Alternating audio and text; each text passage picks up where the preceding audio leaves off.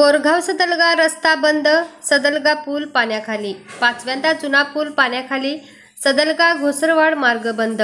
गेल्या 8 दिवसापासून दूधगंगा पट्ट्यात व तळ कोकणात सुरू असलेल्या सतत मुसळधार पावसाने दूधगंगा नदीच्या पाणी पातळीत झपाट्याने वाढ झाली असून सदलगा पुलावर पाणी आल्याने बोरगाव सदलगा मार्ग बंद झाला आहे। दूधगंगा नदीचे पाणी पात्र बाहेर पडले असून नदीकाठची पिके पाण्याखाली गेली आहेत, तर दूधगंगा नदी काठावरील पाण्यात विद्युत मोटारी काढण्यासाठी शेतकऱ्यांची एकच तारांबळ उडाली आहे। काही मोटारी अचानक पाणी वाढल्याने मोटारींना जलसमाधी मिळाली असल्याचे दिसून येत आहे। महापुराच्या दृष्टीने नदीकाठावरील शेतकऱ्यांची जनावरे सुरक्षित ठिकाणी हलवण्यासाठी प्रयत्न सुरू आहेत।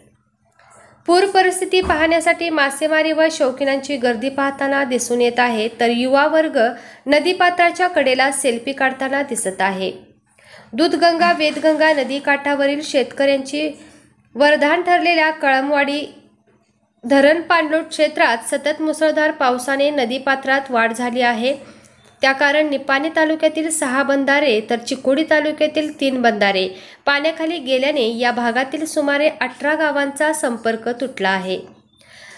पावसाची संततधार सुरू राहिल्यास पूर परिस्थिती निर्माण होण्याची शक्यता आहे, त्यामुळे तालुका प्रशासनाने नदीकाठच्या गावांना सतर्कतेचा इशारा दिला आहे।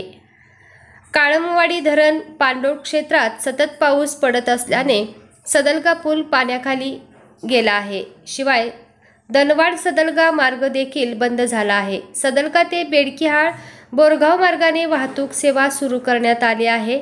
बोरगावहून ग्रामदेवता प्रतिनिधी अजित कांबळे, बोरगाव।